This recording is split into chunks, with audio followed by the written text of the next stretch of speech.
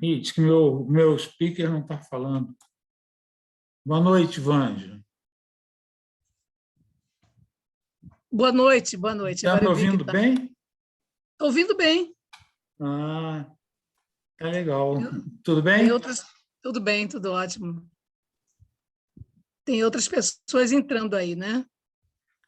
Eu vou botar um fone que vai eu vou ver vou te perguntar se melhorou.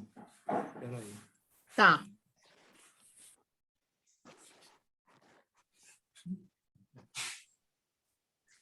Meu vizinho, você vai adorar. Eu quero. A maçã desligada. Ô, Nestor. Esses dois são amigos do papai. Salve! Tudo bom? Cheguei antes do meu irmão. Tudo bem? Alô? Peraí, deixa eu ver. Alô? Deixa eu ver aqui. Estão me ouvindo bem? Sim, está muito bem. Ótimo, ótimo. O meu alto-falante é que não está ouvindo vocês. Você está ouvindo agora? Eu estou ouvindo pelo alto-falante do computador. Ah, tá. Deixa eu ver aqui. Pronto, Ainda ouvindo? tem um tempinho, eu vou dar uma... Eu vou voltar, vou sair agora, volto daqui a pouco. Oi? Vou sair agora, volto daqui a pouco, tá bom? Tá. É. Aham. Tá bom. Eu vou tentar resolver isso aqui.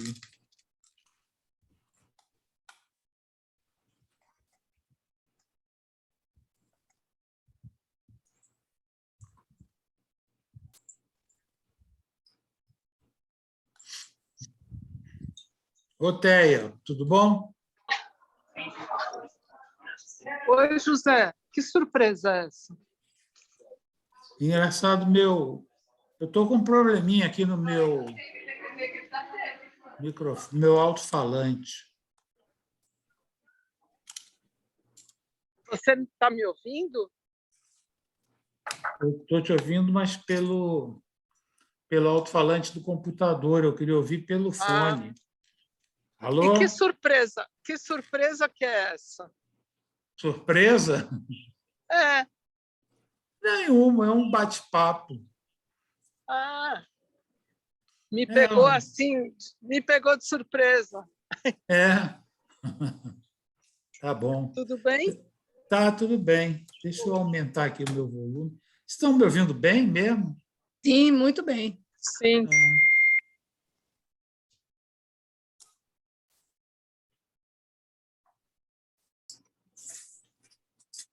É porque o som está muito baixo. Fala agora, Teia.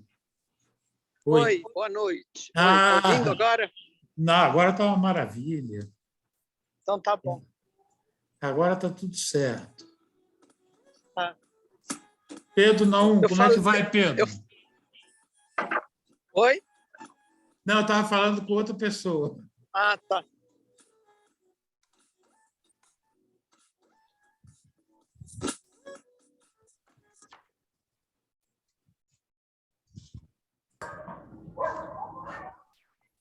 Oscar. Chegou aí, Oscar? Pronto? Pronto. Oi! Oi! Boa noite. Tudo bom? Boa noite a todos. Noite. Fernanda Rocha, boa noite. Só uma pergunta. Você recebeu o texto que eu te mandei? Ai, cadê você? Cadê você? Pode falar que eu estou te ouvindo. Eu estava procurando aqui os controles. Eu acabei de te responder no WhatsApp.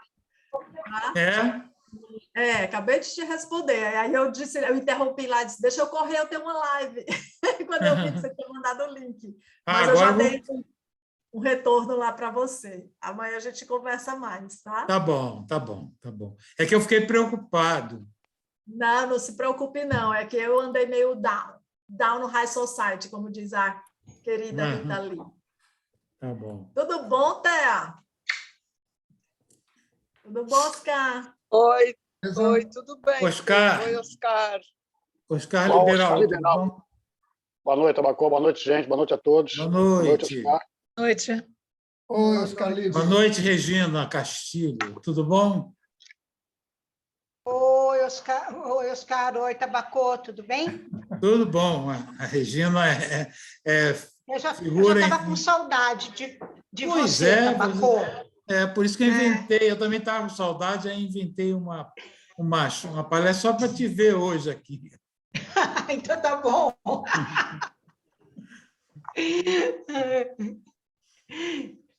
Oscar, foi para a ilha?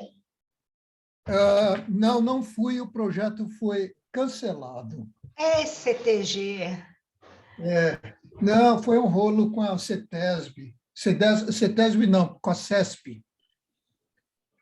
Então, foi um problema de destino do espaço. Foi uma coisa assim que acabou desistindo de fazer o zoológico lá. Enfim. O zoológico existe, né? Então, mas ele vai ser entregue, vai ser devolvido para a CESP. Então, ele vai deixar de existir como tal. Eles vão tirar os animais, não sei nem o que vão fazer com os animais. Com camelo e tudo? Que isso? Aquilo é um ponto turístico, é um cartão postal de ilha. Pois é, eu não sei o que vai acontecer, porque, a princípio, desistiram de fazer o zoológico. De fazer aquele trabalho todo, dar ideia mesmo. Pessoal, eu queria registrar a presença da Mariana Costa Chamas Tabacô, que é uma pessoa genial e, por coincidência, é minha filha. Que veio aqui. E ainda é minha filhada. E ainda é a filhada. Sorte grande. É uma carga pesada, né? Boa noite. Paisagismo. Eu estou procurando uma lapicera, um minutinho só. José, você todo aí Oi, na Eduardo. camisa de manga curta. Boa noite. O povo de Boa São noite. Paulo, tudo agasalhado, né? No frio aí. Sabe onde eu estou? Onde você está? Não está em Salvador, não está na Bahia, não? Estou na Bahia, mas não na minha casa. Ah, tá. Eu tô em Lençóis, na Chapada Diamantina. Eita, que maravilha. Verdade, você está em Lençóis? Aham. Ah, eu também estou. É mesmo? Olha. Eu estou morando aqui. Eu morava no Rio de Janeiro. Eu sou baiana, morava no Rio de Janeiro e na pandemia legal. eu vim para cá. Estou morando aqui agora. Onde é que você Não, está? Em que lugar? Eu estou na... Peraí, como é que chama aqui esse lugar? Pousada? Vila Justen.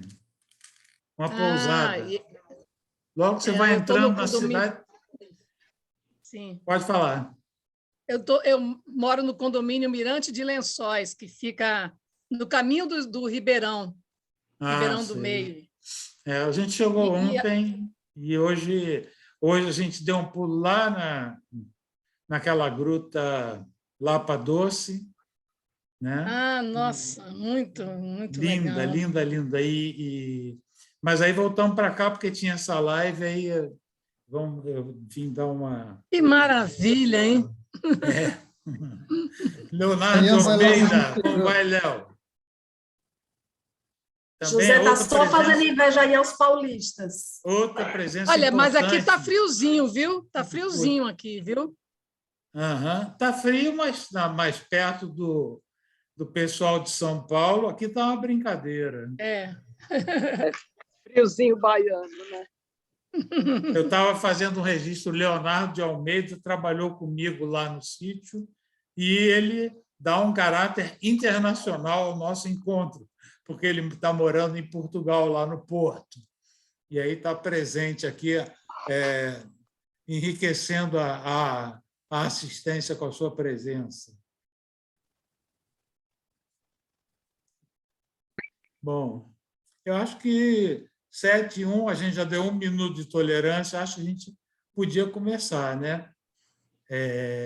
Pessoal, boa noite a todos. Agora, começando oficialmente, né? Depois, se eu ver mais alguém assim conhecido ou que tenha participado da história, eu também menciono, né? Mas a ideia dessa conversa hoje é um bate-papo, tá?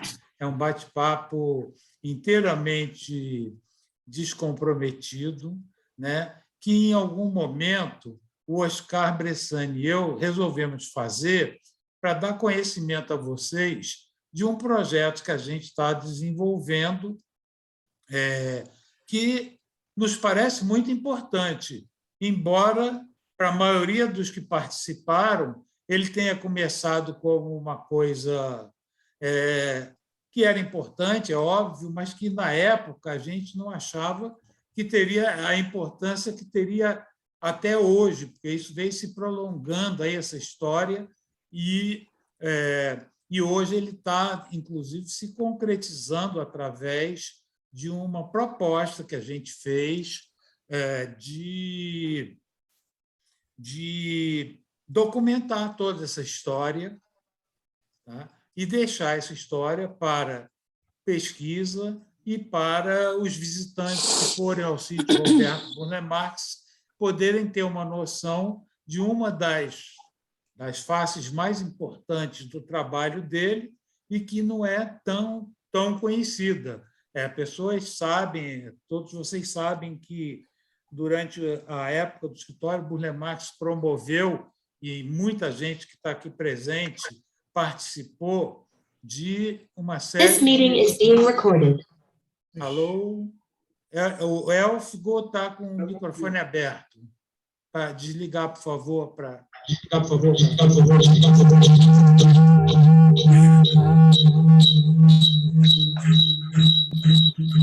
O anfitrião consegue mutar também o microfone, pai?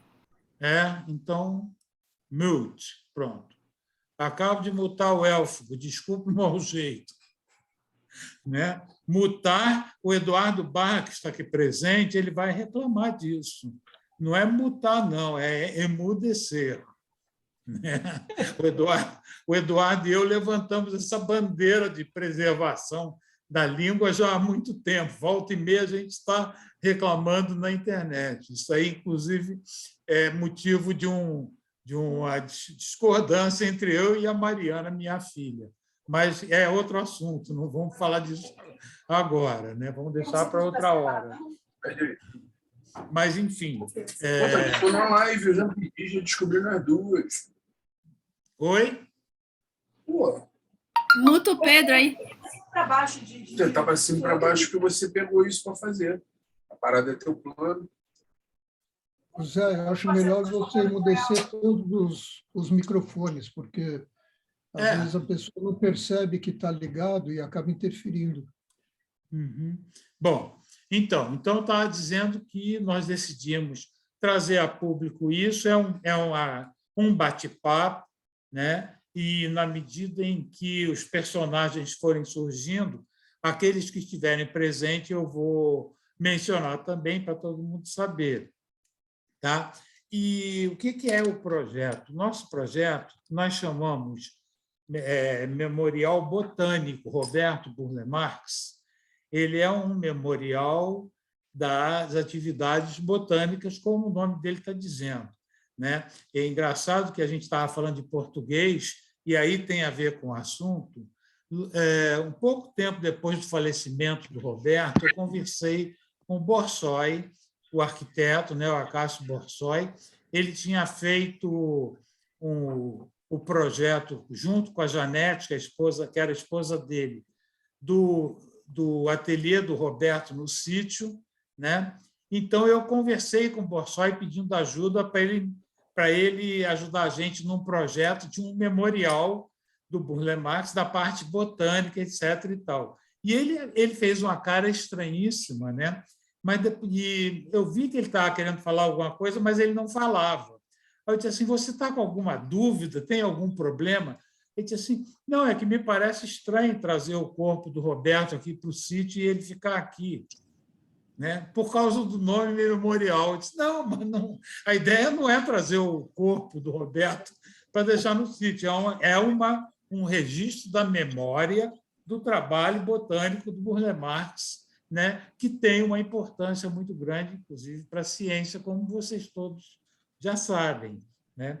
Então, eu, o Oscar Bressani, conversando, nós decidimos estruturar isso para transformar esse projeto em algo de concreto, quando a gente percebeu que essa informação toda estava se perdendo, não é? Nós somos fontes primárias, né? De tudo que aconteceu. Mas só que nós estamos morrendo. Vou fazer 80 anos semana que vem, né? Então, daqui a pouco não vai ter mais fonte primária, só vai ter fonte secundária ou fontes indiretas, né? Então, a gente achou que era melhor a gente, de alguma forma, sistematizar isso e colocar em ordem. Para quem não está bem a par de como essa história toda ocorreu, eu vou contar brevemente, né? Bem compactamente. O Burle Marx fazia excursões inicialmente com um único objetivo, era enriquecer as possibilidades de composição paisagística com vegetação diferente da convencional até então usada. Era só isso. Com o tempo, outras coisas foram surgindo. Então, por exemplo, a percepção da tremenda devastação pela qual os ambientes brasileiros estavam passando, né? Márcia, eu mutei seu telefone, porque seu cachorro está latindo.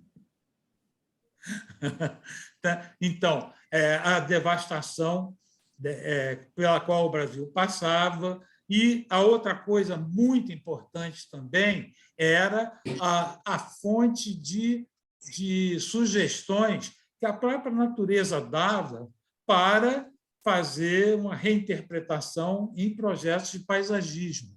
Agora, o próprio Roberto ele se preocupava muito em mostrar que o paisagismo não era uma transposição natural, não era para parecer um jardim, uma paisagem natural, era uma paisagem construída com o autor, feita pelo homem, para o homem, como ele gostava de dizer, não é? Então, ele não tinha essa preocupação, ele tinha a observação na natureza de uma série de exemplos que ele podia transpor, reinterpretar, vamos chamar assim. Eu, uma vez, só para dar um exemplo para vocês entenderem, nós estávamos em algum lugar no interior de Minas Gerais, tinha uma rocha que ela tinha fraturado, né? Deu uma rachadura assim no topo da rocha, e o topo se deslocou uns 10 centímetros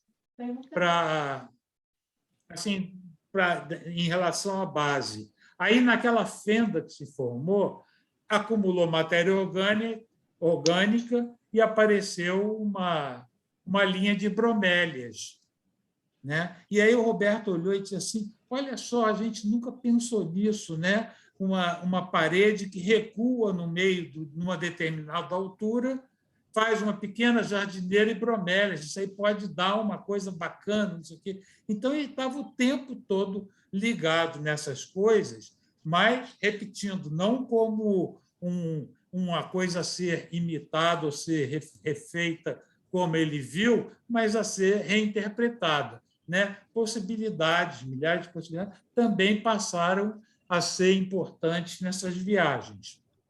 Bom, nessas viagens foram descobertas quase 100 espécies novas para a ciência, espécies desconhecidas, e 2 gêneros. Um desses gêneros foi chamado pela Nanusa Menezes Burle Marxia, e foi depois passou por revisão e foi colocado em outro gênero já pré-existente, então ele desapareceu. O Burle Marx virou sinônimo de um gênero que eu não lembro qual é agora, né? O outro é uma coisa muito interessante. Na nossa viagem à Amazônia, nós descobrimos uma rubiácea no meio da mata, que é a Coryantera preclara. Essa planta foi mandada por um especialista nos Estados Unidos e ele descreveu como nova, espécie nova, né? Mas era espécie nova e o gênero também novo. Era um gênero monoespecífico, só tinha uma espécie, que era essa, porque ele era um gênero novo quando nós mandamos para lá a amostra da planta, né? Agora, recentemente, o sítio contratou um biólogo, que é o Caetano, eu não lembro sobre o nome dele, né? E o Caetano, numa excursão em São Paulo, não tem nada a ver com a Amazônia, no interior de São Paulo, ele descobriu outra planta que ele enquadrou como do gênero Coryantera. Então, agora, esse gênero Coryantera, que é uma rubiácea, tem duas espécies. Uma que é a nossa, da Amazônia, e a outra que é a do Caetano, lá do interior de São Paulo, se não me engano, né? Então, essas coisas aconteciam, mas elas não eram um objetivo em si. Ninguém viajava para descobrir novas espécies. O objetivo era, como eu já falei, né, plantas para usar em projetos. Mas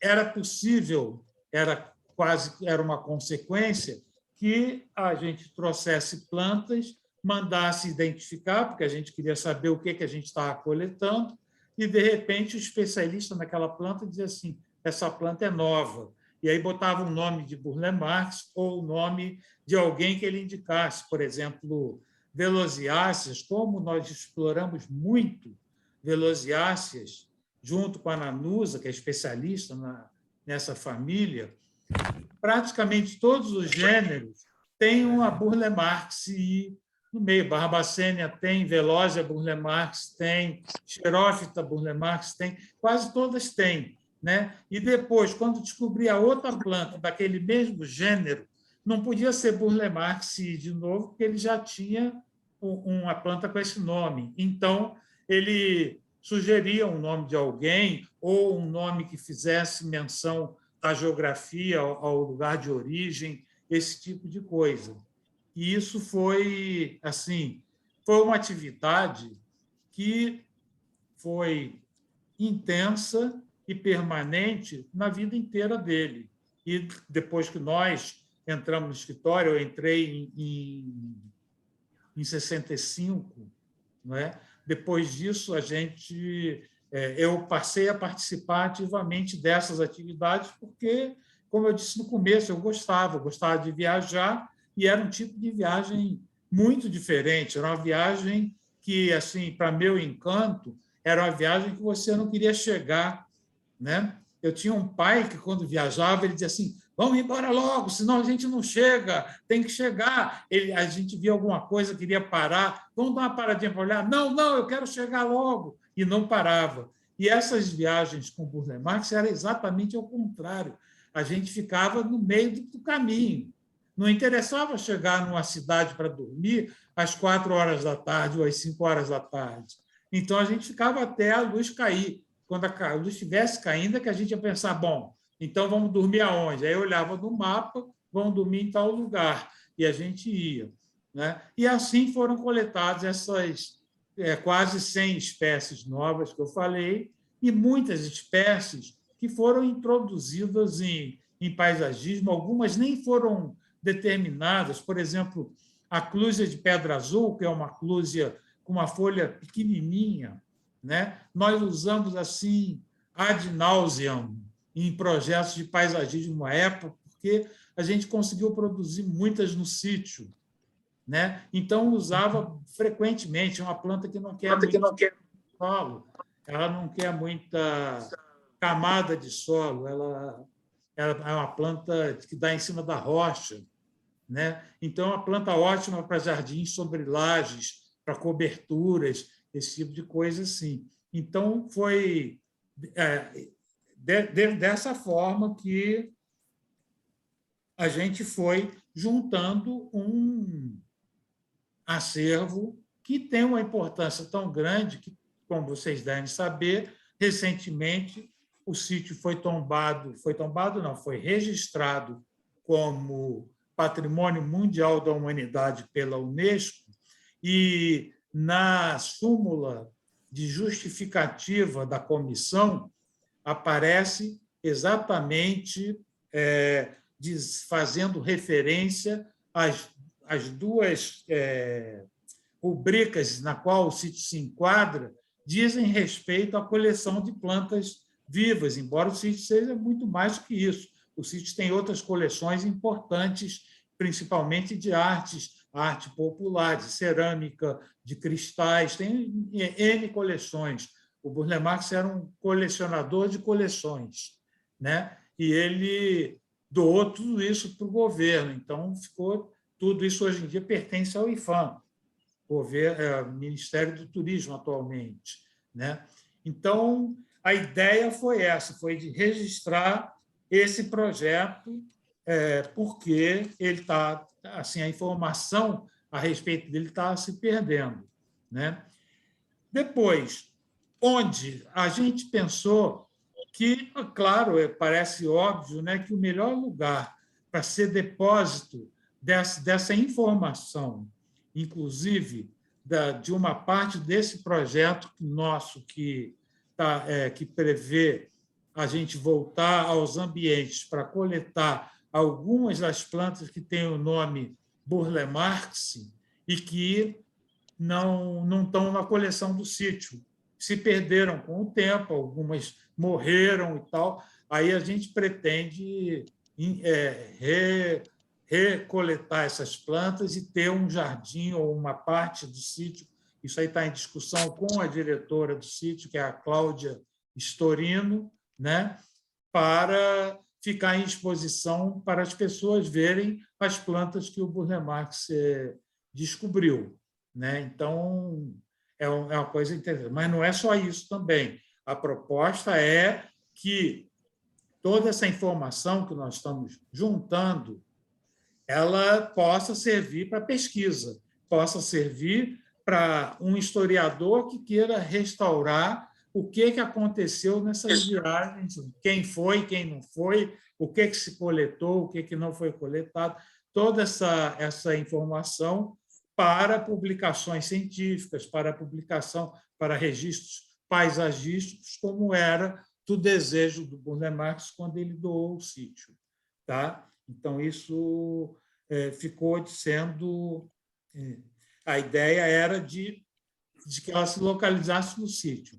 Para tanto, nós fizemos algumas reuniões com a diretora do sítio, a Cláudia Storino, que, desde a primeira hora, ela se entusiasmou muito com esse projeto e assinou embaixo, ajudou a gente de uma forma assim, muito interessante. A gente já está com perto de 1.500 fotos de viagens escaneadas em formato digital. Aí eu aproveito para citar, que está presente aqui assistindo, o Oscar Liberal, que é fotógrafo do IPHAN e que tem dado uma ajuda inestimável para a gente nesse aspecto, porque ele é o culpado desse milagre que aconteceu, dele pegar fotos, slides de 50 anos atrás, que tinham, no meio de uma camada de cores totalmente arroxeada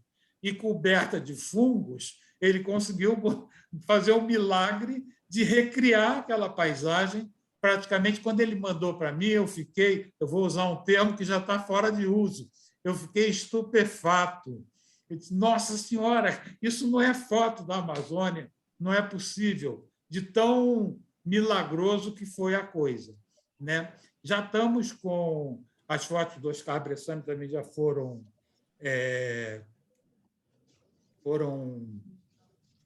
digitalizadas, e nós doamos essas fotos para o sítio. Hoje, ou ontem, chegaram mais 300 fotos de outra participante, que é a Rosângela Cunha Rocha, que era arquiteta, trabalhava com a gente no escritório e participava das viagens, né? E o Lula, que também está presente aqui, Luiz Alberto Gomes Câncio, também mandou as dele para o sítio, ou vai mandar, não sei se já entregou lá, mas ele mora perto, já está tudo pronto para ser entregue, encaminhado, mais quase 300 fotos também. Então, nós estamos nos aproximando de 2.000 fotos. Assim, em linhas muito, muito gerais, essas eram as ideias que a gente teve. O autor desse projeto assim, mais entusiasmado não sou eu, é o Oscar Bressani, que está aqui presente também, e eu vou passar a palavra para ele já, né? Mas ele aqui veio falar, assim, falou N vezes comigo, assim, nós não podemos deixar desaparecer essa informação. Nós temos essa informação e nós somos os últimos, os testemunhos vivos do que aconteceu, não é? Embora, repetindo, na época para mim era um lazer muito grande, não era trabalho isso. Viajar, eu inventei muitas viagens, inclusive o Burle Marx, ele dava preferência a viagens mais curtas, eu comecei a forçar a barra para fazer viagens grandes, inicialmente pelo Pantanal, que era um sonho já meu antigo, da gente ir ao Pantanal, não é? Ele acabou concordando, depois de muita insistência. Um dia ele disse assim, tá bom, vamos, mas você é o responsável, né? E eu disse assim, tá bom, eu fico responsável. Eu não sabia, até hoje eu não sei o que é ser responsável, mas eu aceitei para a gente poder ir, né? E a gente, curiosamente, a gente foi 2 vezes naquele mesmo ano, porque no primeiro a gente foi na época de chuvas, o Pantanal estava inundado e a gente explorou as serras locais ali, a Bodoquena, a Piraputanga, ali perto de Aquidauana. Esses lugares a gente deu uma explorada nas partes mais elevadas. Aí, naquele mesmo ano, em agosto, nós voltamos, que era uma época seca, aí a gente conseguiu atravessar o Pantanal até penetrar rapidamente na Bolívia. Essa foi a segunda viagem da qual o Oscar participou, o Bressani, né? Então, aproveitando a deixa, eu vou passar a palavra para ele, porque, como ele é o pai da ideia, ele vai explicar, vai mostrar o ponto de vista dele, tá bom? Depois, eu tenho algumas fotos e tenho um filmezinho Super 8, eu tenho vários filmes Super 8 que eu também já doei para o projeto, estão todos eles no sítio. Na época eu fazia filme Super 8 e são os únicos documentos assim em cinema que foi feito dessas viagens, não tem nenhum outro. Naquela série de programas do João Vargas, no Canal Brasil, as expedições de Burle Marx, ele usou muitas cenas dos meus filmes. Então, ele mostrou esse meu lado cineasta que a minha modéstia nunca deixou eu falar para ninguém que eu era, né? Eu tinha esses filmes escondidos no meu armário, tudo embolorado também. O João Vargas conseguiu digitalizar esses filmes e, graças a isso, eu fiz a doação do próprio Super 8 e das imagens digitalizadas. Depois eu mostro um pouquinho para vocês, que eu acho assim, bem curioso. Em geral, as pessoas gostam de ver. Mas antes, vamos ouvir o Oscar. Oscar, tua vez. Tá bom, vamos lá. Bom, depois de tudo que você apresentou, né, Zé, assim, eu acho muito interessante esse aspecto, né, que você veio colocando do desejo do Roberto de conhecer a paisagem brasileira, o que eu acho mais curioso é que todo mundo que resolvia participar entrava como se já conhecesse viajar no campo.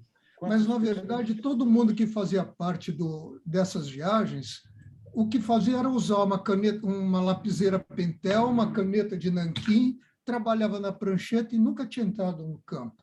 Então, era assim, uma experiência nova para todo mundo, e que essa história, né, essa coisa de coleta de plantas e coisa e tal, é evidente, o Roberto era o grande, era o personagem principal, fazia, né, tudo rodava em função realmente de coleta de plantas, e as coisas aconteceram graças a um monte de gente que estava trabalhando junto lá e fazendo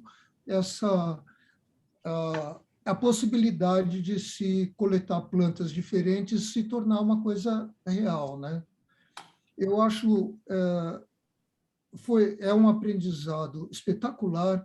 Eu acho muito importante esse material que vai ser disponibilizado lá no sítio, não só pelas fotografias da paisagem, mas para mostrar as condições em que as coisas eram feitas, porque a gente ouve, foi lá coletar planta, parecia que pegava o asfalto, andava um pouquinho e chegava, as plantas estavam ali no vasinho para pegar, né? Não tinha assim, a ideia do que vem a ser o coletar planta.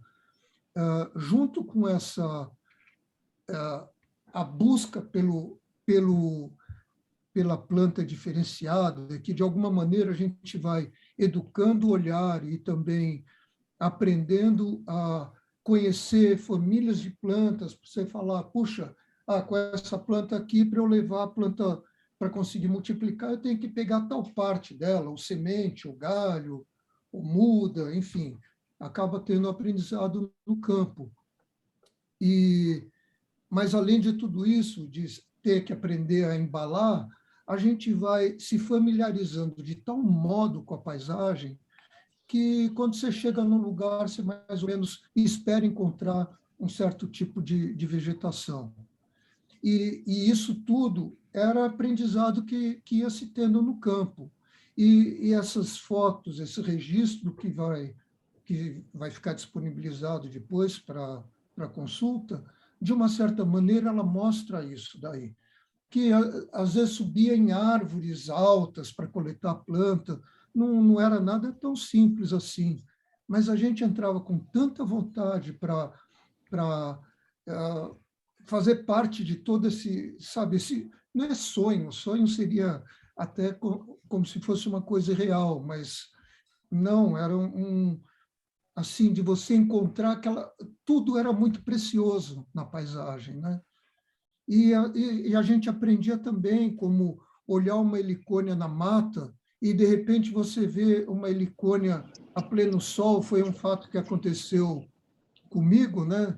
Eu vi uma helicônia a pleno sol. Eu falei, Roberto, mas como é que essa helicônia aqui está no sol? Ele falou, porque ela está na beira do rio, então, com isso, ela mantém o equilíbrio hídrico. Portanto, era um aprendizado permanente que se tem nessas viagens. E eu acho que a gente tem que tomar, de alguma maneira, tem que ter essa atitude.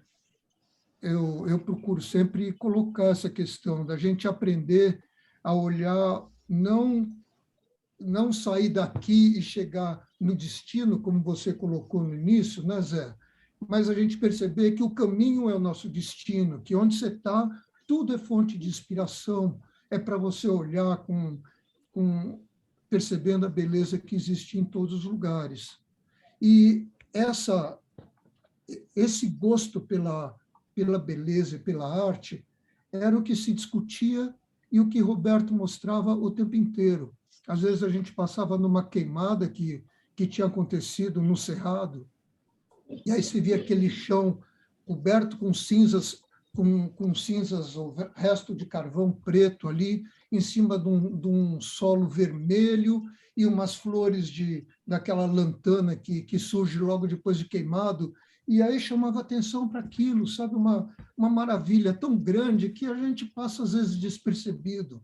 Entra numa estrada e nem olha o que está ao seu redor. Então, esse aprendizado que nós... Oscar, deixa eu te interromper um segundinho. Sim.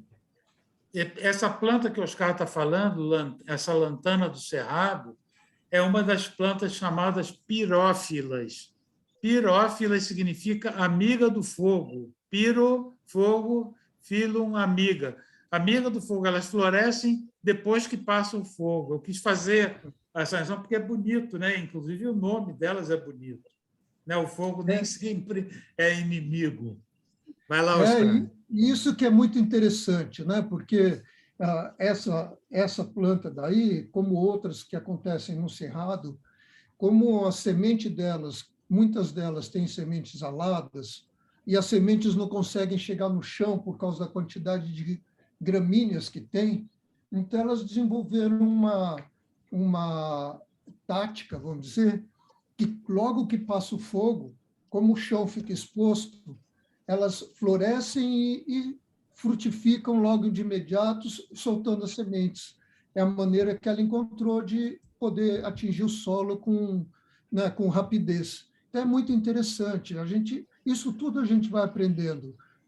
Lembra, Zé, a viagem que a gente fez há pouco tempo, lá com o filme do João, né? Para fazer o filme. Quando a gente chegou antes de Diamantina, andando naquela área que tinha tinha uma área com muitos daqueles quartos brancos, tal. O fogo tinha passado por ali recentemente e tinha o Cirtopodium, que é uma orquídea com flores. Ela floresceu exatamente por causa dessa questão do fogo. São coisas que a gente vai aprendendo e que eu penso que os registros que a gente vai deixar nesse memorial, né? Eu gostaria que a gente pudesse retratar boa parte desses aprendizados, porque vai fazer parte exatamente do material que vai servir de estudo para outras pessoas. Então, o nosso objetivo com esse memorial é de continuar o desejo que o Roberto tinha de que esse lugar se tornasse um lugar de estudo para paisagistas, para pesquisadores e tudo. E nós temos condições de juntar o maior número de informações possível, porque, assim, tem muita gente do exterior, inclusive, que participou de excursão e que certamente tem material. À medida que a gente for agregando esse material, a gente vai conseguir dar um caráter muito mais importante para o sítio, como uma referência mundial de estudo da paisagem brasileira. Então, eu acho que né, e como o Zé falou, que nós somos primários, é muito bom a gente poder contar a história, porque a gente participou de tudo isso. É diferente de vir um historiador qualquer e falar assim, olha, quando o Roberto fez as excursões, taratatá, sendo que ele, no máximo, comprou um pé de alface num supermercado, ele nunca viu o que é planta na mata. Então, eu acho que é muito importante mesmo esse nosso registro, sabe? De estar ali explorando, aproveitando todo o potencial que nós tivermos para registrar nesse memorial. Então, é isso, Zezito. Isso, né? Bom, antes de eu mostrar algumas fotos, é pouca coisa, né? Eu quero saber se alguém quer fazer algum comentário ou alguma pergunta, ou se algo não for claro. Eu vi aqui no chat que eu falei Pedra Azul, mas não disse o estado. Não é a Pedra Azul do Espírito Santo, é outra Pedra Azul que tem em Minas Gerais, indo pela BR-116. Já é uma região de transição entre Mata Atlântica e Caatinga. E essa cruz foi encontrada nas pedreiras dessa região aí. Tá? A Pedra Azul do Espírito Santo é outra região, é Mata Atlântica pura, e não tem dessa cruz lá. Tá? Mas se alguém quiser fazer mais alguma pergunta, levanta a mãozinha, ou eu peço para... Como é que se diz, Eduardo? Eduardo Barra, é desmutar? Eu peço para desmutar o microfone. Emudecer. Desemudecer. Desemudecer o microfone e pode perguntar à vontade. Ou comentar, né? Mesmo o pessoal, o Leonardo, que participou de viagem, o Lula, eu não sei se tem mais alguém, tem muita janelinha aqui na minha frente, o Oscar Liberal, que está nos ouvindo, se quiser falar alguma coisa também, aproveita agora. Ninguém? Não falo. Fala, Oscar. Gente, boa noite a todos. É só um comentário só. Eu queria agradecer ao Tabacou e ao Oscar Bressan pela essa oportunidade que eles me deram de poder participar desse projeto, que é uma coisa fantástica. Você vendo os slides, a viagem dele, o que eles devem ter passado, você praticamente entra nessa viagem junto com eles. Na época deve ter sido muito interessante. Então, só o meu agradecimento aos dois por estar nesse projeto participando. Só agradecer. Nós é que agradecemos, assim, porque teu papel assim está fundamental, né? Eu acho ainda assim, até hoje eu custo acreditar, sinceramente, porque é preciso vocês pensarem o seguinte: quando a gente viajava, fotografia era uma coisa bem cara para início de conversa e bem difícil também. Então a gente vai para a Amazônia, a gente comprava rolos de 35 milímetros que eram sobras de cinema para usar como slide.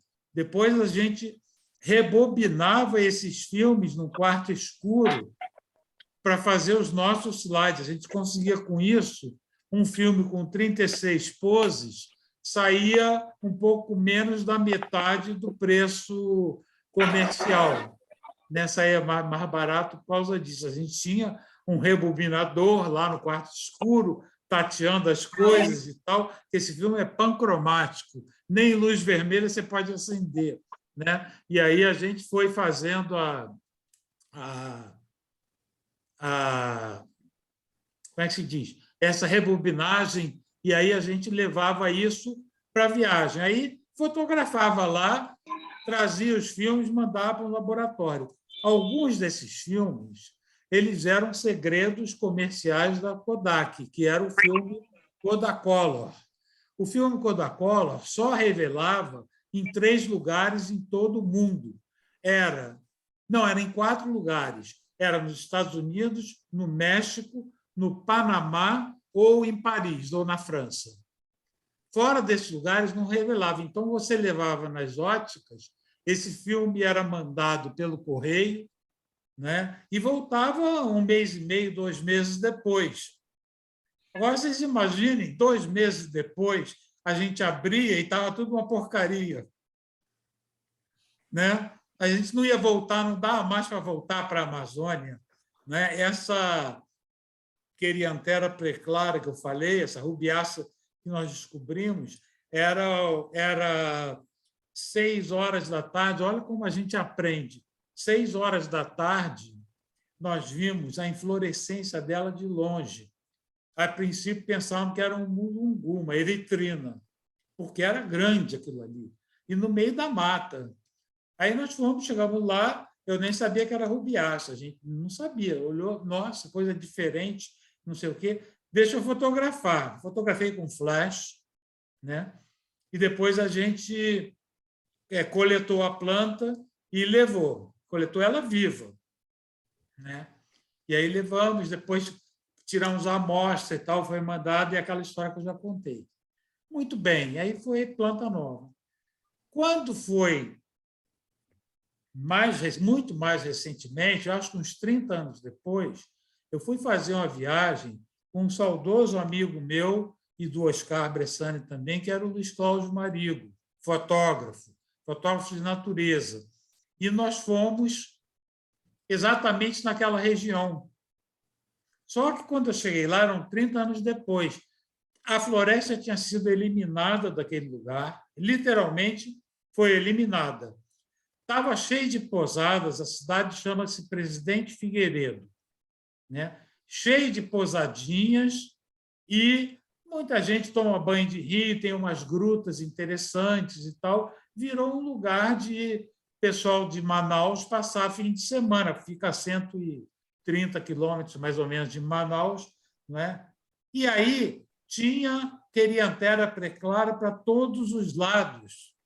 assim, porque ela é uma planta heliófita, é uma planta de sol, né? Então, aquela foi a única que a gente encontrou lá, porque ela estava na sombra, aquele foi um indivíduo que sobreviveu, mas, na verdade, ela é de sol. Então, aí eu fiz fotos, o Luiz Cláudio fez fotos, eu tenho fotos que ele fez e me deu cópias já digitais e tal, dessa planta, que é uma preciosidade, assim, pelo menos histórica para nós, e com esse exemplo todo. O Pedro Naum, que está presente aqui também, e é pioneiro em xeropaisagismo no Brasil, aliás, um grande paisagista de mão cheia para fazer jardins xerofíticos, né? Também era amigo do Luiz Cláudio, e eu acho que ele já sabia dessa história também, né? Ele acompanhava as coisas bem de perto. Ele esteve lá no sítio Burle Marx algumas vezes e tal.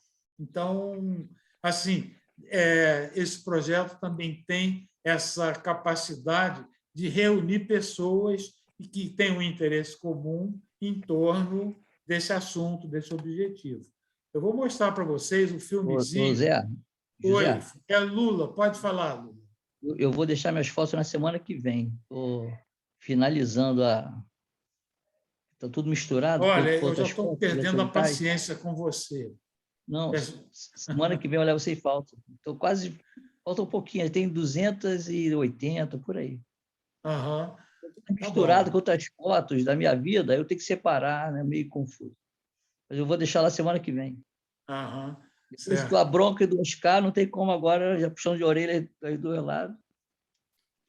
Deixa eu ver aqui, eu vou compartilhar a minha tela, deixa eu botar o filmezinho aqui, só me dê um minuto, porque o meu Zoom está todo esquisito. Eu não posso nem minimizar, porque ele está sendo gravado. Então, eu vou tentar compartilhar e depois, depois fazer o filme rodar. Vocês estão vendo a minha outra tela ou estão me vendo? Estão vendo a outra tela. Então, outra tela. Sim. Eu vou aumentar. Esse filme é material bruto, tá? Super 8 tem 70 anos de idade, mais ou menos, né? E é de uma excursão que a gente fez à região de Angra dos Reis e Paraty, né? Então, qual é a importância disso como documento, né? Primeiro, aí está o Roberto, apareceu rapidamente o Hamilton, que era arquiteto, trabalhou com a gente. Esse é um empregado do sítio, Wilson, que participava ativamente de excursões. Eu vou adiantar, porque são 20 minutos de material, mas aí está o próprio, né, o próprio Roberto. O Roberto mudava quando ele estava em excursão. Ele ia cantando, ele brincava, ele chegava nos lugares, dizia que nós éramos de um circo, porque a gente chegava 2 combis numa cidadezinha, num vilarejo no interior da Bahia, né? Aí o pessoal ficava curioso, via ver o que era aquilo que estava acontecendo. Aí o Roberto disse assim, nós somos de um circo, a gente veio escolher um lugar para armar a nossa lona aqui, não sei do quê. E aí o pessoal ficava empolgado.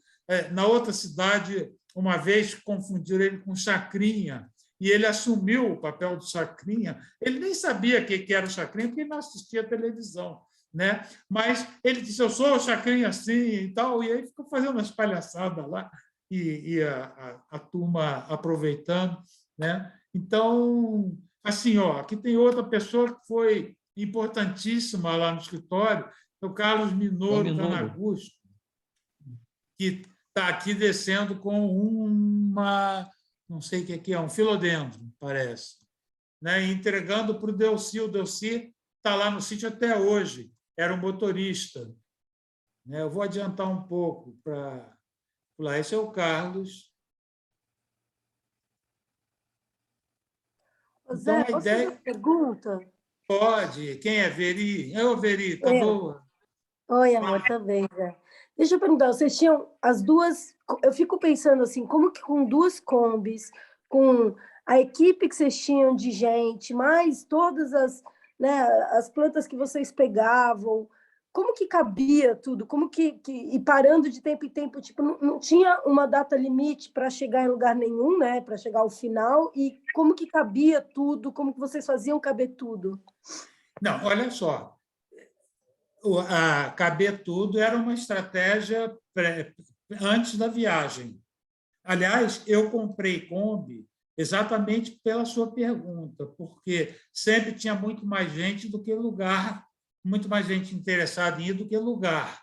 Aí eu que tinha uma Paraty, ou uma Variant, era uma Variant, eu troquei por uma Kombi. Aí saí Kombi, dá para mais 8, né? 7, 8 e tal. E o Roberto tinha a Kombi dele, que era uma Kombi de serviço e tal, que ele usava. Então, viraram 2 Kombis. Aí tinha uma limitação para isso. Ainda ia o caminhão com os funcionários lá do sítio, como esse que está aí na tela, o Jaime. Deixa eu correr aqui, esse filme são 20 minutos de material aqui, né? Então, aí está o Roberto. Isso aí, o Roberto devia ter, na época, essa aí, uns 65 anos, talvez um pouquinho mais. Aí a Ana Cecília, que é sobrinha do Roberto, e o Hamilton, que foi arquiteto lá no escritório também. Né? Então, isso aí tudo é coleta. Tem uma cena aqui que eu acho assim, olha, o Roberto aqui, ele vai dizer que maravilha, era a coisa que ele falava mais em viagem. Ele olhava as plantas e dizia assim, que maravilha, aquilo assim, bem entonado, bem forte, né? E então eram coletando essas bromélias, essas vireses de pedra. Aí tinha muito filodendron. Esse também foi uma pessoa importantíssima, Luiz Correia de Araújo, né? Também paisagista, já falecido, né? Lulu. Foi muito amigo. O Luiz é o autor daquela célebre foto do Roberto escondido atrás de 2 folhas de araças gigantes, né? Roberto como se fosse vestido de planta, assim. Foi o Lulu que fez a foto, né? Aí Zé, só complementando a sua informação sobre como a gente se organizava na viagem, essa cena daí é fantástica, né? Eu acho bárbara essa cena. Mas que, além das 2 Kombis, normalmente ia um caminhão junto, né? Sim. E no caminhão que ia se colocando tudo e as plantas eram embaladas, reduzidas ao mínimo possível de volume que garantisse a sobrevivência dela. Mas o Haru... O Haru, esse aqui é o Manuel, o motorista do caminhão, o Luiz Correia de Araújo, o Haru e Roberto. Esse Manuel eram 2 irmãos. Espera aí, eu apertei errado aqui, deixa eu voltar. Eram 2 irmãos, e o irmão dele, o Adélio, depois que saiu do escritório, o Adélio foi para a Amazônia para a abertura da rodovia perimetral norte, né? Mas ele já estava tão treinado de viajar com o Burle Marx que ele viu uma helicônia diferente lá e coletou, mandou para o Rio. Aí o Luiz Emídio, o professor Luiz Emídio, descobriu que era uma espécie nova, né? E botou o nome dele, Helicônia adeliana, em homenagem a ele, né? E ele tinha essa planta em casa, viva no jardim, com o maior orgulho, assim, né? Que é uma planta que leva o nome dele, né? E ele gostava. Mas isso assim é para mostrar como que o grupo vestia a camisa mesmo. E já voltando, aí era na Ilha Grande. Pessoal, Carlos, o Manuel Rocha, Pedrinho também importante. Pedrinho participou muito, está aposentado hoje em dia. Francisco, aqui do lado, já faleceu. O filho dele trabalha lá no sítio, né? Aqui o Haru na praia. Esse material é espetacular, né? Eu acho assim, ter o privilégio de ter todo esse registro, e é engraçado porque você fez esses filmes sem imaginar que poderia um dia ter esse uso que vai ter agora, né? Era estava experimentando filmar um monte de coisa, né? E eu também mal sabia fotografar, mas a gente foi fotografando e agora passa a ter um acervo muito rico. Essa cena que eu gosto. Olha o Filodeno, que lindo, né? Sobre a pedra. Você vai no sítio, tem alguns lugares que tem essa reprodução. Está ele ali, ó. Olha só que maravilha, né? Essa associação de Filodendro com bromélias.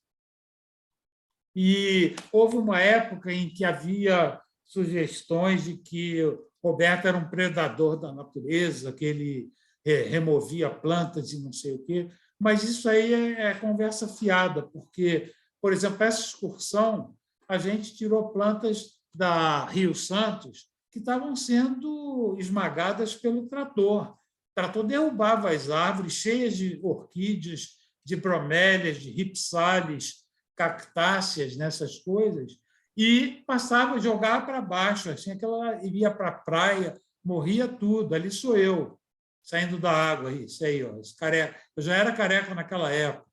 Eu aí de novo com o Roberto, né? E o Lulu. Né? Então, e a gente não coletava assim, de raspar um lugar e eliminar a planta daquela formação. A gente pegava amostras das plantas ali e elas tinham tempo de se recompor depois, de rebrotar, etc. Tinha uma monstera em Santa Maria de Madalena que a gente coletou muda dela em 3 ocasiões diferentes. A gente já sabia onde estava essa monstera, é uma araça com as folhas furadas, né? Ela subia por uma árvore. A gente estava lá em Santa Maria e dizia, vamos lá pegar a muda da monstera. Aí eu lá e pegava a muda dela, um pedaço de rizoma e tal, mas deixava a planta lá. Então, ela era matriz, uma matriz natural, da natureza, sabe? Até passar um trator e derrubar tudo e acabar com tudo, que era mais ou menos o quadro desses lugares que a gente ia. Então, eu acho que essa atividade estava longe de ser predatória. O sítio, hoje em dia, um dos argumentos para tombamento lá pela Unesco, para registro pela Unesco, é que o sítio é um local de conservação ex situ de muita planta da flora brasileira. Conservação fora do lugar original da planta, né? Mas tem lá, estão lá as plantas perpetuadas, garantidas. Eu vou avançar um pouco, porque também fica muita cena, fica cansativo. Aqui já eu vou mostrar, tem aqui, esse é o Robério Dias, também trabalhou muitos anos lá no escritório. Eu vou mostrar para vocês a construção da estrada, como era louca. Aqui era a hora do almoço. Né? Tem alguns convidados. Esse daqui, Konrad Hammermann, é um arquiteto americano. Esse é o Haru. O Hammermann é de origem suíça. A Clara Kaiser, também amiga nossa até hoje. O Robério. O Hamilton, que nunca mais vi, não sei onde ele anda. O Carlos Minoro. E assim dá para... São testemunhos das pessoas que viveram aqui. Acho que eu pulei a parte da rodovia. Bom, não vou procurar também, porque é um pouco cansativo isso. Ficou por aqui, assim, mais ou menos. Mas tinha... aqui mesmo. Ó. Olha só, quer ver que loucura? A devastação. Deixa eu procurar aqui. Não, aqui já era... Olha lá, no fundo. Olha aqui. Caminhão, eles destruíam a encosta para cima do nível da estrada e jogavam a terra toda para baixo. Então, eliminavam a floresta inteira, Mata Atlântica aqui, e aterrava a praia. Era isso que eles faziam. A construção da Rio Santos foi feita assim. Foi durante a ditadura. Olha que destruição. Não é? Então, a gente pegou muita planta aí que estava fadada a morrer soterrada. Olha lá o morro com as avalanches e tudo. Tudo muito estragado. Foi altamente predatória. E hoje em dia tem vegetação quase que secundária ao longo da estrada toda. Bom, isso era... Vou parar de... E vou mostrar também para vocês. Eu não posso, eu nunca me lembro que eu não posso minimizar, senão eu vou perder a gravação. Mas eu vou mostrar algumas fotos.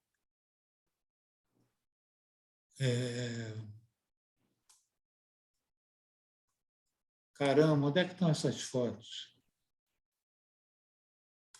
Deixa eu fechar o filme. Aí eu vou mostrar aqui.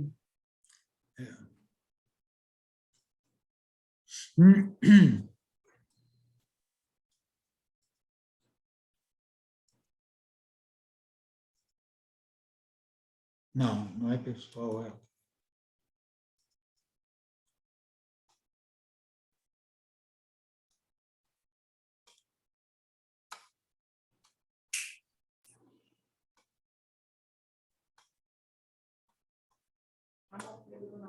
Hein? Quem quer falar? Pedro não está querendo falar? Pode falar, Pedro, enquanto eu procuro aqui. Tudo bem, beleza. Pedro? Boa noite a todos, tudo beleza? Pô, é um prazer gigantesco aí acompanhar essa live de vocês e estar participando aí da história do grupo, porque, em parte, por ter feito desde cedo muitas viagens com o Marilgo, né?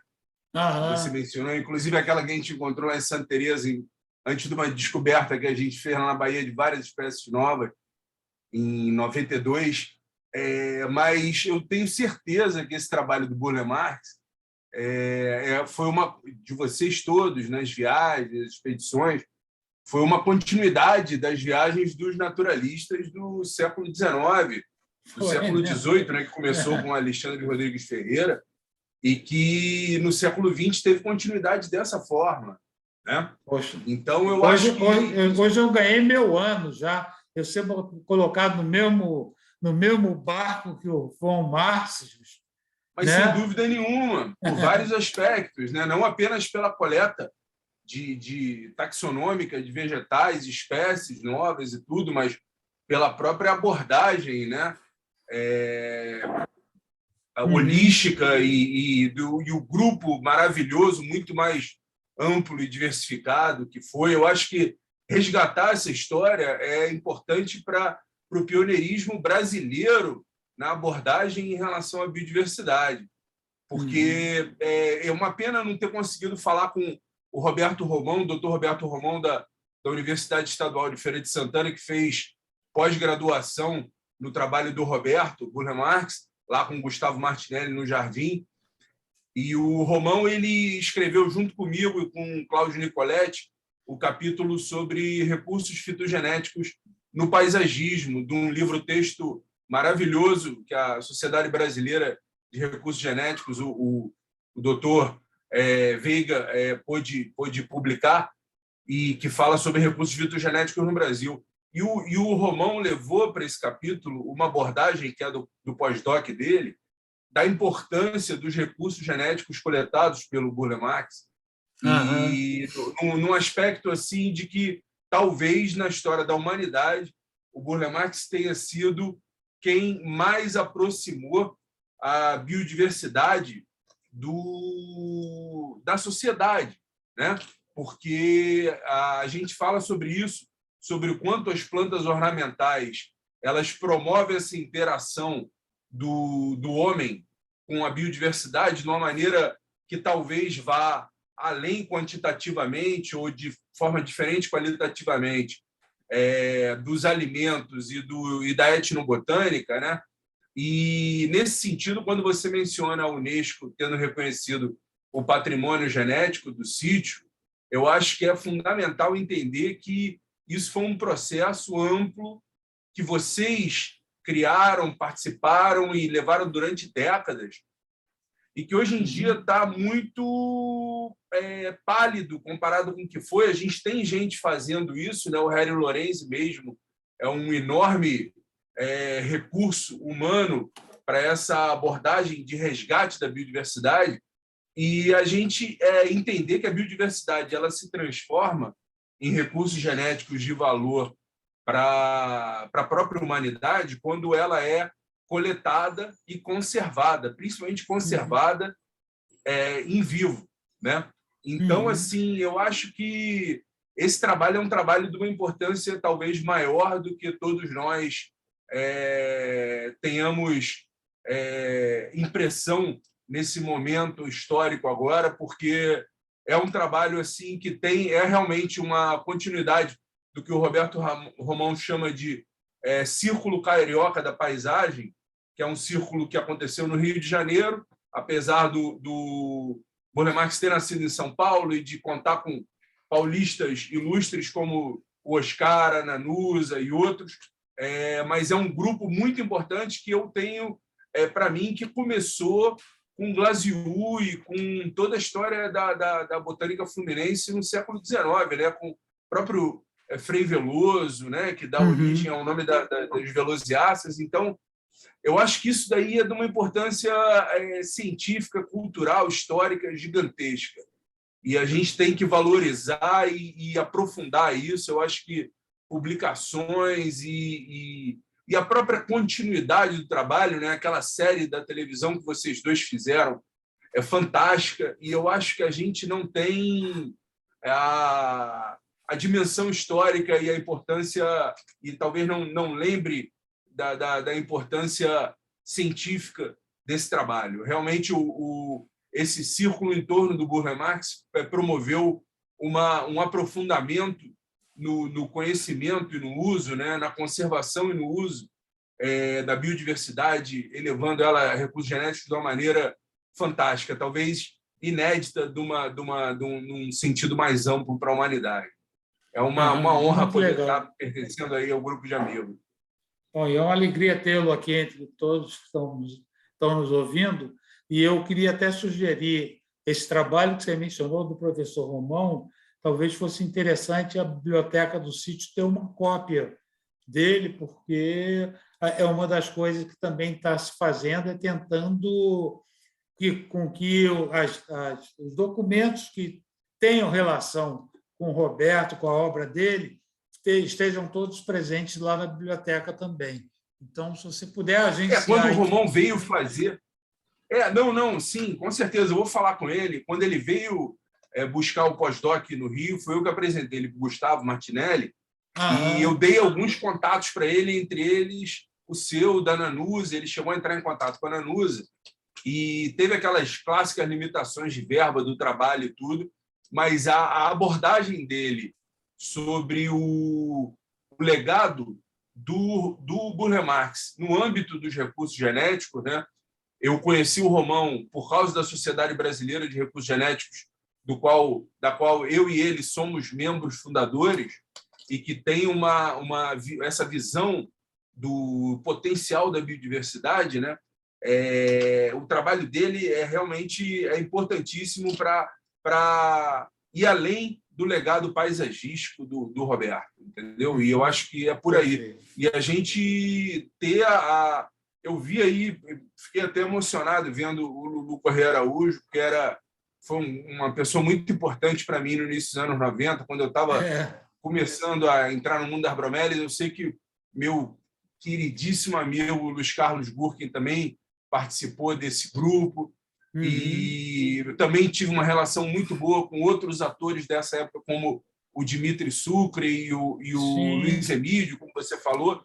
Então, assim, eu acho que é para a gente ter um orgulho desse grupo todo, né, que extrapola as fronteiras do Rio de Janeiro, é um grupo brasileiro.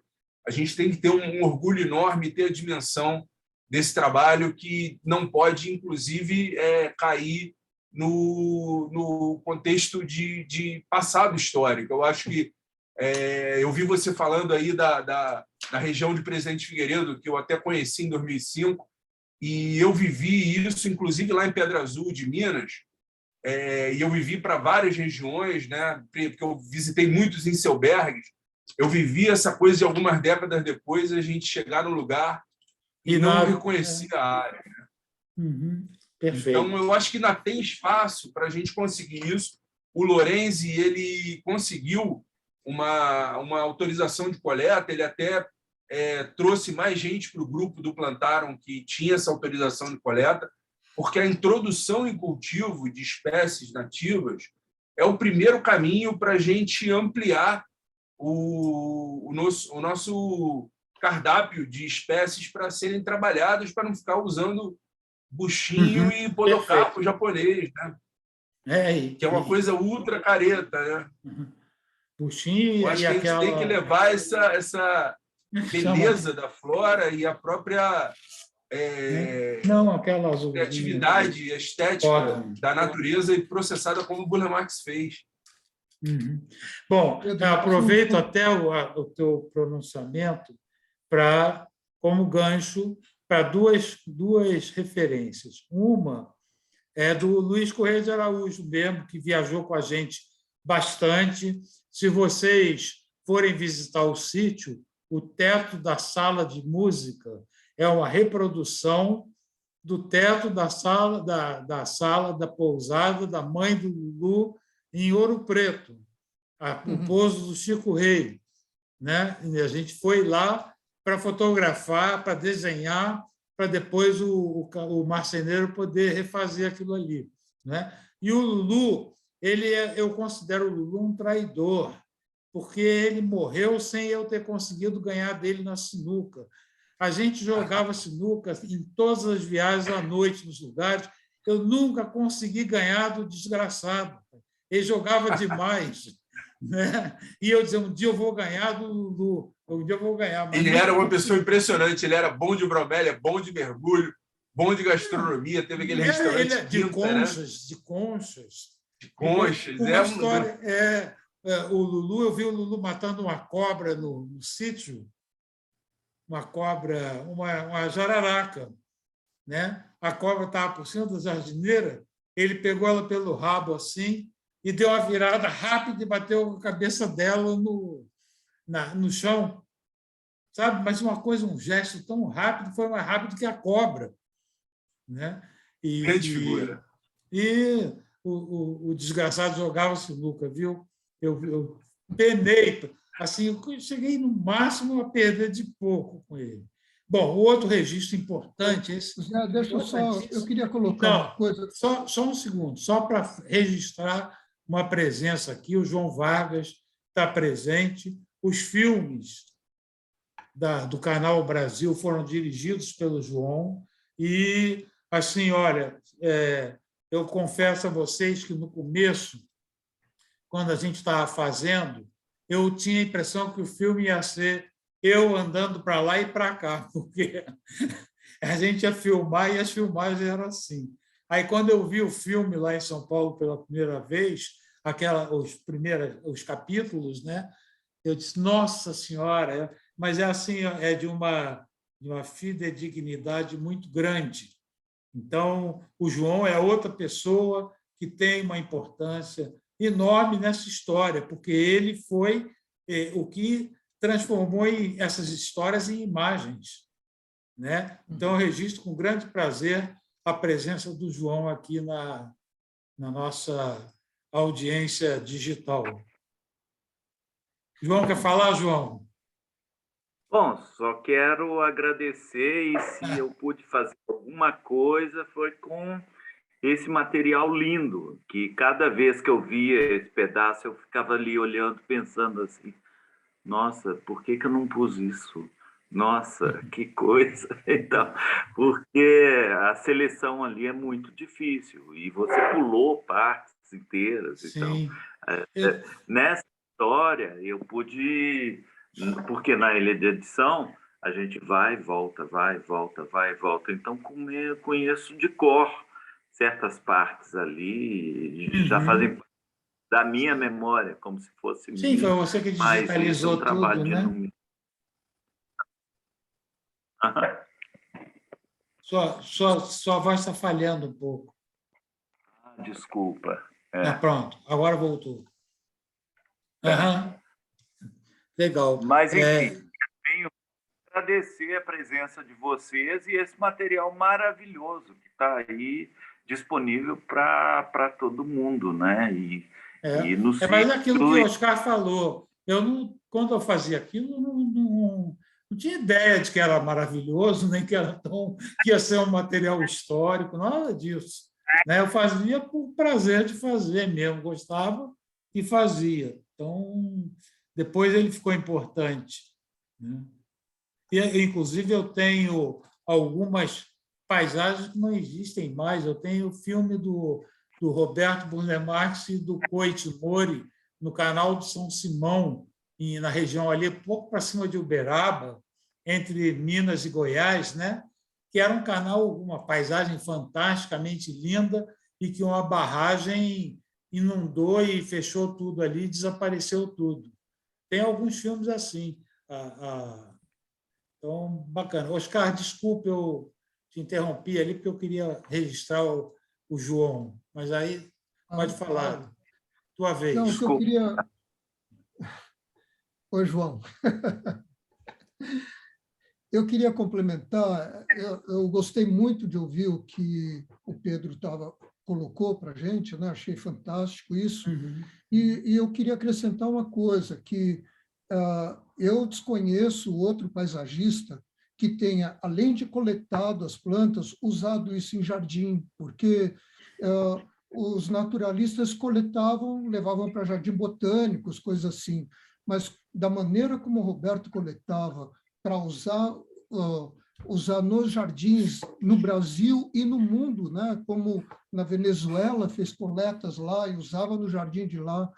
Eu não conheço qualquer outra pessoa que tenha feito. Então, o sítio é uma gotinha dentro do trabalho como um todo, né? Isso que eu acho que é muito importante a gente ter claro, e seria fantástico se a gente conseguisse dar a dimensão da importância do Roberto.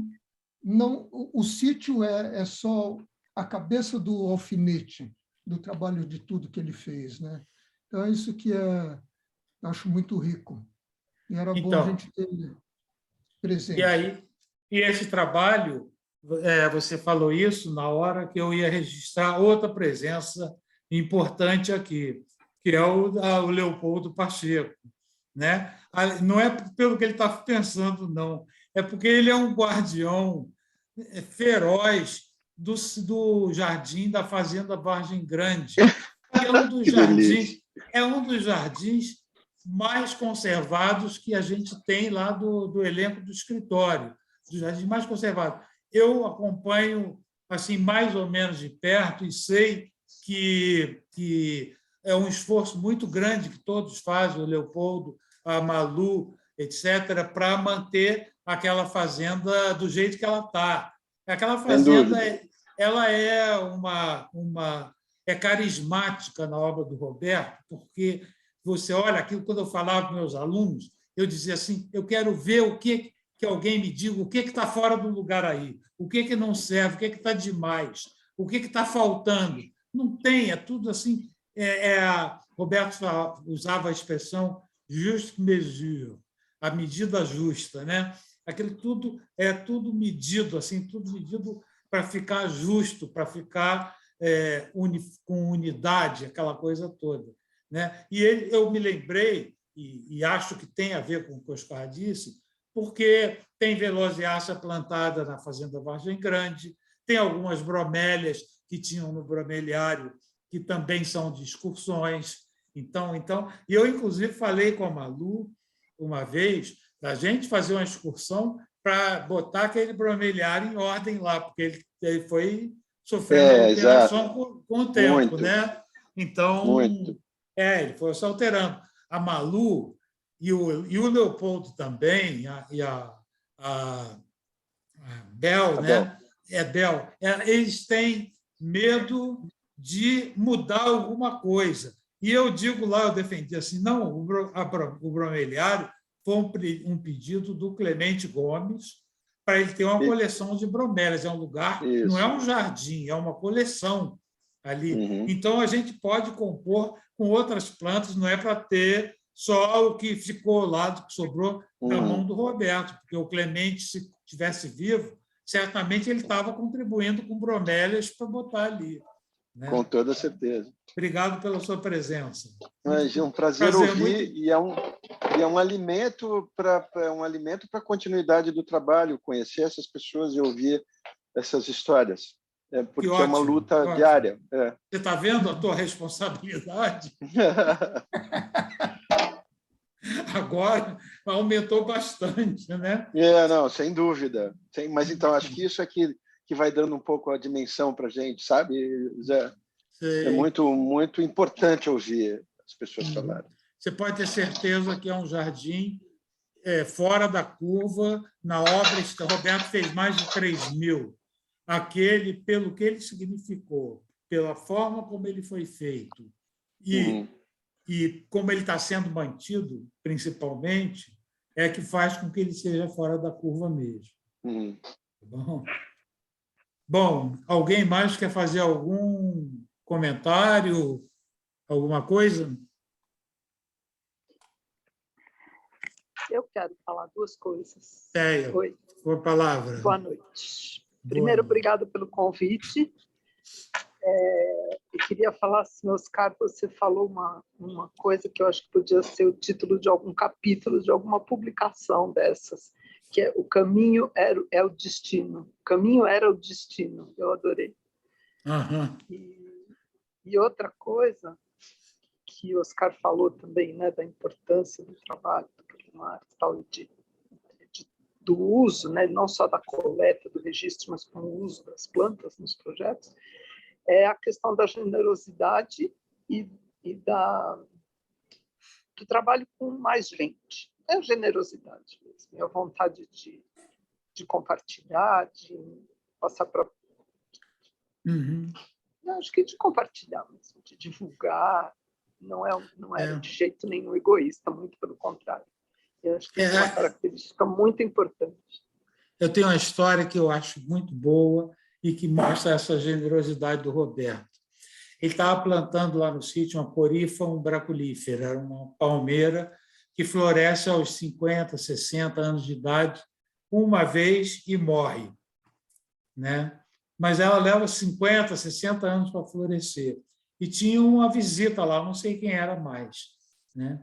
E aí o Roberto falou isso para o cara, né? Disse, isso aqui, essa palmeira só vai florescer daqui a 50 anos. Aí o cara disse, então o senhor não vai ver ela em flor. O cara falou logo para ele, então o senhor não vai ver ela em flor. Aí o Roberto disse assim, eu não vou ver, não, mas teve outras que eu vi porque alguém plantou para que eu pudesse ver. É isso que eu estou fazendo agora. Estou plantando para os outros verem também, né? Então, realmente... A Maria do Carmo Nabuco, que era do conselho do sítio, assim que ele foi doado, ela dizia uma frase também muito legal sobre o Roberto. Ela disse, Roberto, você não faz ideia da sua própria generosidade, né? Porque ele doar aquele sítio todo, com todas aquelas coleções, gente, só de cerâmica pré-colombiana, tem mais de 400 peças ali, que eram... Eu me lembro de uma avaliação de leilão assim, que começava em $3.000 cada uma. O Roberto doou isso para o governo federal, né? E está lá, o sítio está... a última parte da palestra ela ficou meio acondicionada, porque a diretora do sítio, a Cláudia, ela está cheia de problemas para resolver da Unesco, porque a Unesco, na hora que a Unesco define algo como patrimônio mundial, aí eles começam a pegar no pé permanentemente, não é? Então, a Unesco fica cobrando respostas de perguntas complicadíssimas, perguntas que nós já chegamos a pensar até em organizar um seminário com todo mundo que quisesse participar para discutir, porque não tem ninguém capaz de definir. É muito difícil você trabalhar com jardim como patrimônio, né? Não é como uma construção que você... Lá na própria Fazenda Vargem Grande, tem um canteiro que era originalmente com hemerocallis e tem a acácia ceial por cima. As acácias cresceram tanto que a sombra não deixa o hemerocallis nascer mais. Tá? E aí, como é que se resolve isso? Não pode ser com os mesmos padrões ou os mesmos protocolos de uma construção edificada. tem que ser alguma coisa diferente, porque as condições vão mudando e algumas plantas que antes eram viáveis deixam de ser viáveis por essa razão e por outras também, por outros fatores, dependendo do local. Lá no Museu da República, a sombra dos edifícios mudou totalmente as condições dos jardins do Villon, ali, que são jardins históricos, tombados, etc., mas que não tem como manter como ele projetou lá, porque as condições do meio físico são condições diferentes, né? Então, tem ela iria participar da nossa reunião falando do lado do sítio. Então, eu acho que, só para encerrar, depois, se alguém quiser falar, é claro que eu abro, mas só para fechar, eu queria dizer o seguinte: desde a primeira hora, a Cláudia Storino comprou a ideia de fazer esse memorial lá no sítio, sabe? Desde o começo. E ela não mede esforço para apoiar a gente. Eu tenho uma carta, nós dois, Oscar e eu, temos uma carta de declaração do sítio, dizendo do interesse do sítio em ter esse espaço lá e essa coisa institucional mesmo do aspecto botânico lá do Roberto, né? E isso eu pedi porque nos apoiaria eventualmente num pedido de financiamento de uma bolsa ou de um auxílio para a gente poder fazer, porque há despesas envolvidas. Por exemplo, o Oscar Pontual, ele já escaneou perto de 1.500 slides, ou 1.300, né? Mais ou menos isso, né? Já são quase 2.000 já. Quase 2.000 já. E até para comprar um HD externo na esfera do governo, burocraticamente, é uma coisa muito difícil, muito complicada, sabe? Então, por isso o sítio tem dado esse apoio para a gente, e é um apoio sem o qual eu acho que a gente não chegaria até onde já chegou. O Oscar é funcionário do IFAM, foi conseguido pela Cláudia que ele apoiasse o projeto também, ele fez esse trabalho, e, gente, escanear slide é uma coisa de chinês, não é só o scanner, sem falar dos retoques, é de chinês, porque o primeiro você acha muito rápido, 3 segundos, 4 segundos, é muito rápido. Mas quando você está no milésimo, 4 segundos é uma eternidade, aquela gavetinha não anda, né? Então, assim, esse apoio é importante e a gente não consegue, não é um projeto para uma pessoa levar adiante e fazer sozinha, isso aí tem que ser uma equipe mesmo, devido a toda essa complexidade dele. Tá bom? Então, última vez que eu pergunto, alguém mais quer falar? Quer alguém falar? Só para colocar aqui, Tabaco, o livro que tem o capítulo sobre os recursos genéticos no paisagismo, eu botei o link dele, ele está disponível, Dr. Renato Veiga, o editor, gentilmente disponibilizou, e eu botei o link aí nos comentários, para quem quiser baixar. Está aqui, está ótimo, maravilha. Eu estou gravando aqui também, então a gente vai ter a gravação. Essa gravação, se alguém quiser rever ou sugerir para outras pessoas, ela vai ser, o Eduardo Barra, como é que se diz? Uploadada? Vai ser uploadada para o YouTube, né? Ou vai ser subida, não sei bem, vai ser elevada. Vai ser elevada. Alguma coisa assim. Tá bom. Ok, gente. Então, muito obrigado pela participação de todos. Tabaco? Sim. Eu gostaria de fazer um comentário, vou ser bem breve. Eu falei com você quando a gente estava procurando informações sobre os jardins tombados de Burle Marx em Brasília. Sim. Então, e neste momento também, a gente está aqui tentando ver se a gente consegue montar algum projeto para recuperar informações para montar um acervo sobre esses 9 jardins tombados. E uma das coisas que eu acho importante para este projeto, especificamente aí de vocês, são as excursões que algumas pessoas de Goiás fizeram, né, com Burle Marx. E no caso, por exemplo, o senhor João Teles, que é um engenheiro agrônomo de Trindade, que também já está bastante de idade, né? Ele já está com mais de 80. Nós viajamos com ele, o Oscar Bressani e eu viajamos com ele. Uhum. Ele tem uma das maiores coleções de filodendros, assim, que eu pelo menos conheço. Importante, assim, posso falar com ele sobre esse projeto de vocês, talvez tenha... por favor, claro, interessa muito. Lúcia, se você me permite. Sim. Pode falar, Lula. O Lula congelou. Congelou, então eu falo. Quando ele descongelar, ele fala. Lúcia, eu acho muito importante isso, você ter falado isso. Aquela viagem da Bahia. Que você... Eu vou mutar ele. Tá. Pronto. Lúcia, o que eu estava dizendo é assim, que eu acho muito importante você ter comentado que faz esse trabalho de levantamento dos projetos tombados do Roberto, para a gente entender, nós todos aqui que estamos nessa reunião, que o trabalho é de nós todos.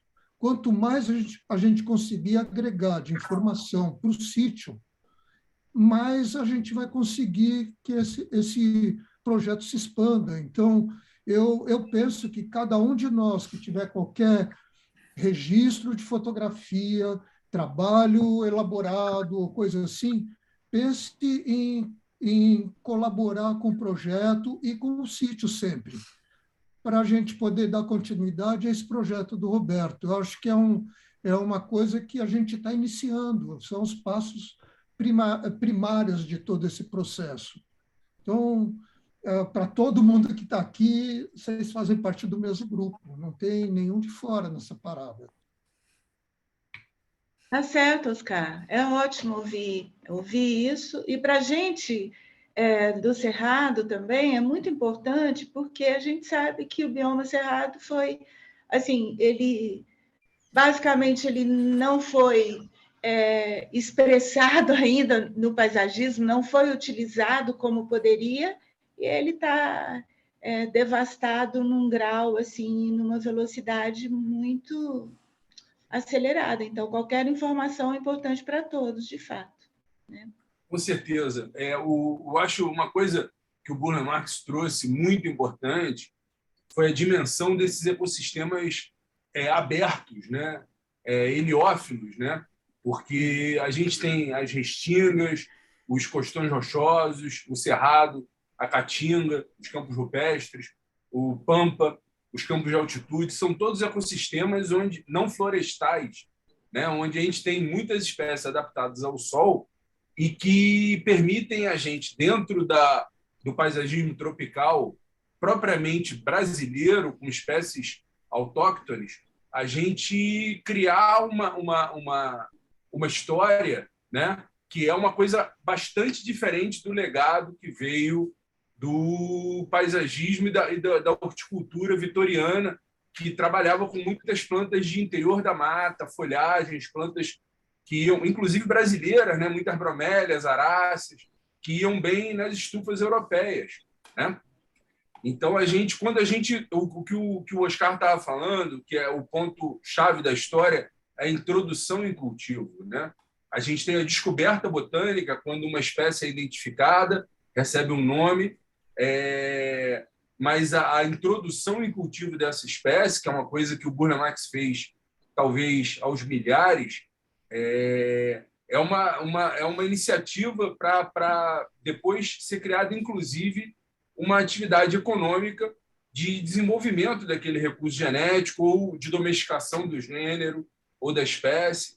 Então, eu acho que o que a Lúcia falou do Cerrado realmente é importantíssimo. Eu tenho começado a cultivar agora mirtáceas, e existem mirtáceas do Cerrado fantásticas, com frutos incríveis, não apenas Eugênia, né, mas Liciárias e outras, e elas são plantas psídios, né, os araçás, são plantas assim absolutamente deslumbrantes, que eu não tenho a menor dúvida que uma boa parte delas vai se transformar em variedades para paisagismo inovadoras, como a própria Eugênia matozói, que é considerada, que é chamada de Eugênia, né, virou, né, que é uma planta que tem gente que destrói a forma natural dela fazendo topiaria, mas é uma planta com um fruto delicioso, com folhas lindas, e existem espécies do Cerrado deslumbrantes. Eu acho que é por aí mesmo.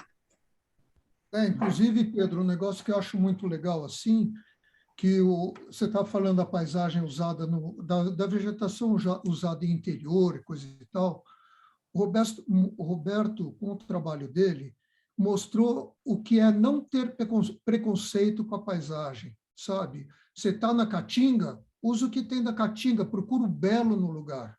Isso daí que é fantástico, né? Naquela Praça Euclides da Cunha, e está no Cerrado, usa a planta de Cerrado, encontra beleza em tudo, porque não existe lugar onde você vá que não encontre beleza das plantas, sabe? E tudo que a rodeia, inclusive a inspiração que se tem nessas viagens são de contexto, de você olhar e compreender como é que as plantas se harmonizam. Você olha aquela palmeira alta com aquelas alcantareias por baixo, né? Aqueles seagros no meio da pedra, e vai aprendendo a olhar a paisagem e absorver a linguagem plástica que ela está te oferecendo para você poder usar depois. É nesse sentido que o Zé falou que não era para repetir o que tem, mas é compreender a paisagem como ela é, a beleza que ela te oferece.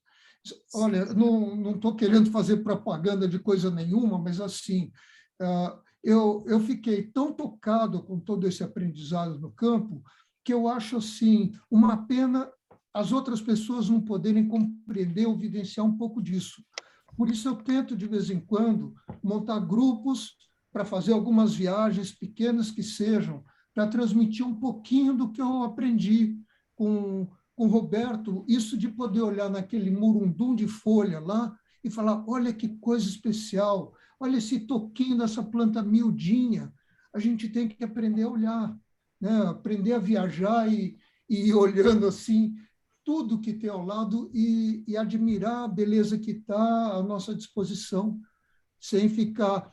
Eu acho engraçado quando você vai viajar no campo, né? Tá com algumas pessoas, elas olham assim e falam, ai, olha, isso aqui parece não sei o quê, isso aqui me lembra não sei o quê.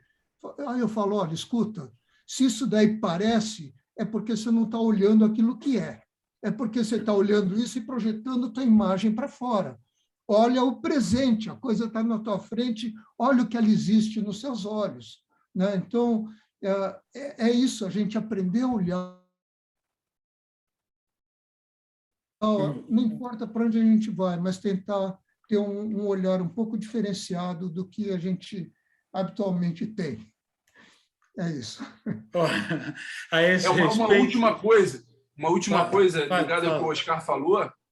Ontem até o Ricardo Cardim, meu amigo de São Paulo, me chamou, vai ter um lançamento do livro dele sobre paisagismo sustentável, e na Califórnia, o Xeriscape, né, o paisagismo xérico, que não fica só no âmbito dos cactos suculentas, ele também trabalha com plantas nativas que, a princípio, são adaptadas às condições locais. Então, elas não demandam recursos, principalmente de manutenção, de irrigação, como outras plantas exóticas que precisam.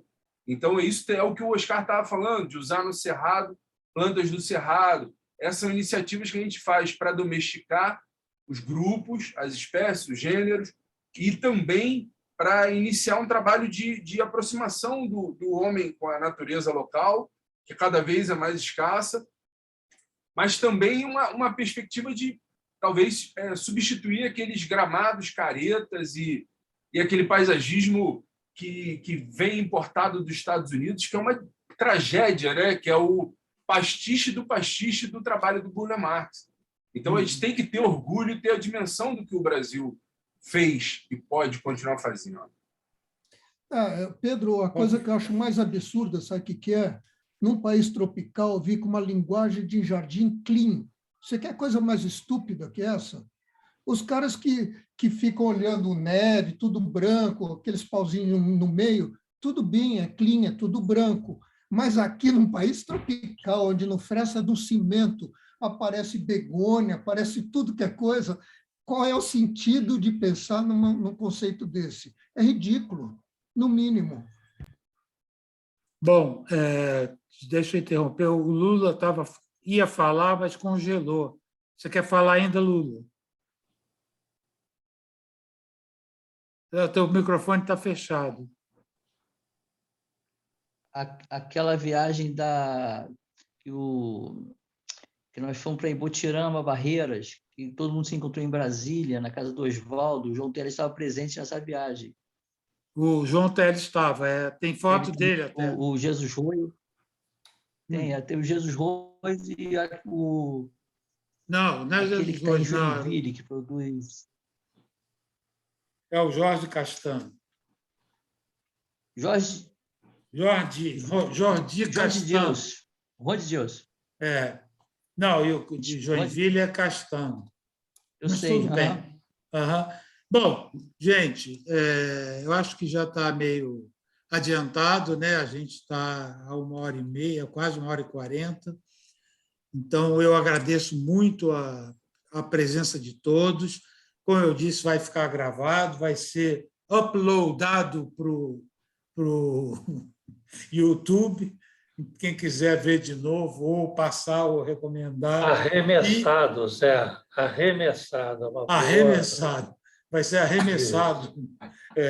E também, assim, eu, da minha parte, também estou à disposição. Se ficou alguma coisa, quiserem conversar, discutir, ou melhorar, ou entender melhor, eu estou à disposição também. Vocês têm meu e-mail, o Oscar também está me sinalizando que igualmente está.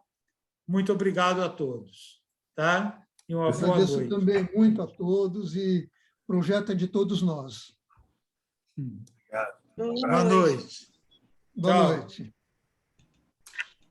Tchau, boa noite.